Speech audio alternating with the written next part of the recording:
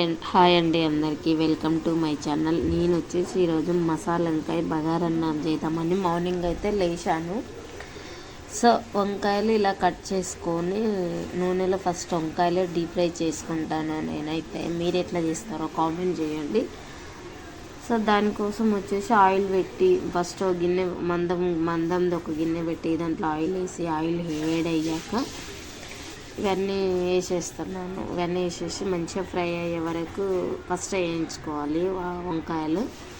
So ఇవన్నీ మంచిగా fry అయ్యే వరకు వేయించుకున్న తర్వాత ఒక గిన్నెలో తీసుకొని తర్వాత మిగిలిన వంకాయలు కూడా మొత్తం ఇట్లనే వేయించుకోవాలి.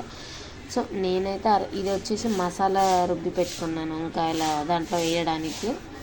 ఇట్లా గిన్నెలో అన్నీ తీసి పెట్టుకున్నాక మిగతావి కూడా వేసేసేసిన. ఇక్కడ వచ్చి టమాటా ఆనియన్ కట్ చేసి పెట్టుకున్నాను.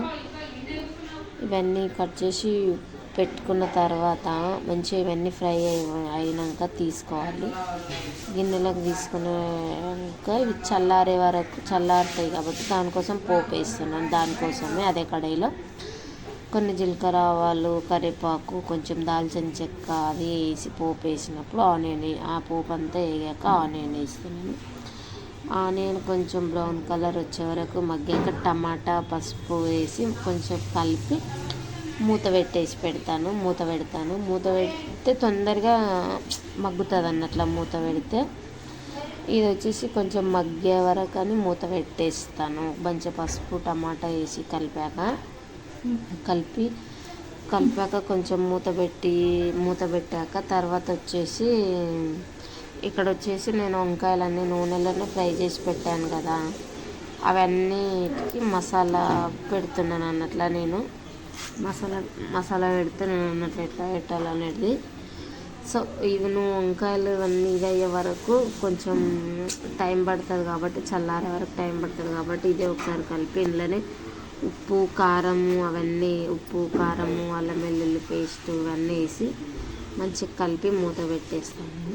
ఇది కొంచెం మాకు దగ్గరికి అయ్యే వరకు ఈ టమాటా ఆనియన్ కారము దీనికి సరిపడా బాగా మగ్గాలన్నట్టు ఇది. సో ఇది మగ్గే వరకు ఇది కొంచెం మంచిగా మగ్గుతుంటూ ఇది కలిపి అడుగంటకుండా ఉండాలంటే కొంచెం ఎక్కువనే కలుపుకుంటూ ఉండాలి. పైన స్టవ్ మాత్రం సిమ్లోనే పెట్టాలి. కలిపేసి మూత పెట్టేసి ఉంచేస్తే ఒక 5 మినిట్స్లో ఇది రెడీ అయిపోతుంటుంది. తర్వాత 5 మినిట్స్ తర్వాత ఇది ఉంచేసి ఇదిగో ఇక్కడ వచ్చేసి వంకాయలకు అన్నిటికీ మసాలా పెడుతున్నాను. ఆల్రెడీ సగం వంకాయలకు పెట్టాను, ఇప్పుడు మళ్ళీ ఇది పెడుతున్నాను. ఈ మసాలా వచ్చేసి నేను చింతపండు పల్లీలు కారము ఉప్పు సాల్ట్ వేసి మిక్సీలో పట్టుకున్నాను. ఇదంతా కొంచెం మగ్గింది కదా, కొంచెం వాటర్ వేసేసి ఒకసారి కలిపేసి వాటర్ మగ్గే వరకు మూత పెట్టి ఒక 2 సెకండ్లు ఇట్లా పెట్టేసి మూత పెట్టేస్తే అది వాటర్ మగ్గుతుంది. దాంట్లో మగ్గాక ఈ మసాలా పెట్టిన వంకాయలు ఫస్ట్ నూనెలో ఫ్రై చేసి మసాలా పెట్టినాం కాబట్టి ఇది అంత సేపు ఏమి ఉడకాల్సిన అవసరం లేదు, తొందరగానే అయిపోతుంది ఇది. ఈ వంకాయలన్నీ అది వాటర్ వేసాం కదా, వాటర్ కొంచెం బాయిల్ అవుతూ ఉంటుంది. కొద్దిగా ఇది కావాలంటే ఇట్లా నూనె అంతా పైకి వచ్చే వరకు ఉంచుకోవాలి. ఇంకొకసారి కలిపేసి ఇంకా వంకాయలు వేయడమే. వంకాయలు వేస్తూ మంచిగా కలుపుతుంటాం కదా, కలిపినాక వంకాయలు వేసేసుకోవడము. వంకాయలు వేసేస్తుంటే ఇంకా టేస్ట్ అయితే బగారా రైస్తోనే నేనైతే ఫస్ట్ టైం తిన్నాను, కానీ చాలా అంటే చాలా బాగుంటుందండి. మీరు కూడా ట్రై చేయొచ్చు. ఇదిగో వంకాయలు అన్నీ వేసేసాను కదా. ఇట్లా వీడియో ఎందుకు వస్తుంది అంటే పొద్దున నేనే తీసుకున్నాను, అందు గురించి అది నేను వేసేటప్పుడు తీయలేకపోయినా నేను వేసినాక తీసినాను. సో అందుకొచ్చి ఇంకా మొత్తానికైతే మసాలా వంకాయ అయితే రెడీ. ఇంకొచ్చేసి ఇక్కడ బగారన్నం చేయాలి కదా, ఇంకా బగారన్నం కూడా మార్నింగ్ చేసేస్తాను కాబట్టి ఇది కలిపి మూత పెట్టేసి ఒక గిన్నె కుక్కర్లో వండుదాం అనుకున్నాను. అందుకోసమని కుక్కర్ పెట్టుకోవాలి. ఇది ఒకసారి ఇట్లా బాగా ఉడుకుతుందా లేదా అని చూసుకొని మూత పెట్టేసుకోవాలి. మళ్ళీ ఇది ఇట్లా మంచిగా కలిపి మూత పెట్టేస్తుంటే ఇదే మగ్గుతూ ఉంటుంది. ఇంకా దీంట్లో వాటరు అవన్నీ ఏమి వేయాల్సిన అవసరం లేదు.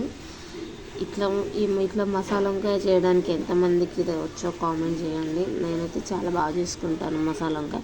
కాకపోతే దీనికి ఎక్కువ టైం పడుతుందని చేయలేదు నేను. ఎక్కువ టైం పడుతుందని నేను చెయ్యను. కానీ కొంచెం ఓపికగా చేసుకుంటే వంకాయ చాలా అంటే చాలా బాగుంటుంది. సో ఇక్కడ బగారన్నం కోసం ఒక ఆనియన్, ఒక ఉల్లిపాయ, 2 పచ్చిమిర్చి, ఇంకో గరం మసాలాలు, ఇవి వచ్చేసి ఇంకో ఆయిల్లో కడాయి కుక్కర్ పెట్టుకొని కుక్కర్లో కొంచెం దాల్చిన చెక్క, మసాలాలు, గరం మసాలా అనేసి. ఆకు నా దగ్గర పొద్దున లేదు, సో అంత పొద్దున్న షాప్కి వెళ్ళలేకపోయినాము. నెయ్యి వేసి వేసుకుంటున్నాను ఈరోజు నేను బిర్యానీ అయితే. పచ్చిమిర్చి, మసాలా అంతా, దాల్చిన చెక్క, ఇలాచి, యాలక్కాయలు, సాజీరా ఇవన్నీ కొంచెం ఫ్రై అయ్యాక ఆలుగడ్డలు, ఆనియన్ వేసి కూడా కొంచెం ఫ్రై చేస్తున్నాను. ఇది కొంచెం వేగాక అల్లం వెల్లుల్లి పేస్ట్ ఇందులోనే వేసి, మనం ఒక గ్లాసు రైస్ తీసుకుంటే గ్లాసున్నర బియ్యం ఒక గ్లాస్ బియ్యం తీసుకుంటే గ్లాసున్నర వాటర్ తీసుకోవాలి. సో నేను వచ్చేసి ఇవన్నీ మగ్గాక ఇందులో వాటర్ పోసేసి మూత పెట్టేస్తాను. నేను వచ్చేసి మార్నింగ్కే తీసుకున్నాను కాబట్టి 3 గ్లాసెస్ తీసుకున్నాను రైస్. 3 గ్లాసు రైస్కు 5 గ్లాసెస్ వాటర్ పోసేస్తాను. 5 గ్లాసెస్ వాటర్ పోస్తున్నాను. తీసుకున్నాక ఇవన్నీ మంచిగా మగ్గాక, ఇది కొంచెం మంచిగా మగ్గాక మిరమేకలు కూడా వేసుకోవాలి.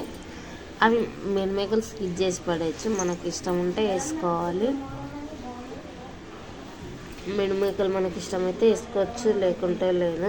నా కొడుకుకైతే ఇష్టం, నా పెద్ద కొడుకుకి మిరమేకలు వేయడము, అందుకని కొన్ని వేసేసినాను.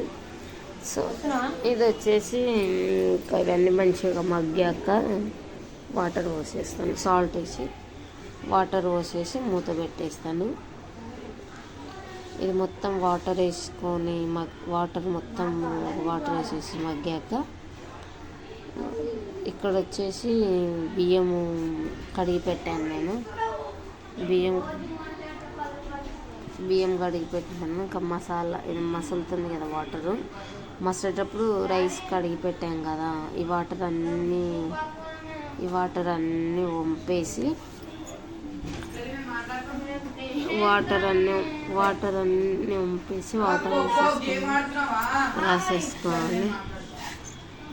రైస్లో వేసేసి కుక్కర్ వచ్చే వరకు విజిల్ పెట్టేసి రెండే విజిల్ కుక్కర్లో పెట్టుకుంటాం కాబట్టి తొందరగా అయిపోతుంది. 2 విజిల్ వచ్చే వరకు పెట్టుకుంటే ఇంకా బగారన్నం అయితే రెడీ అయిపోయింది. మా బగారన్నం మసాలా వంకాయ చాలా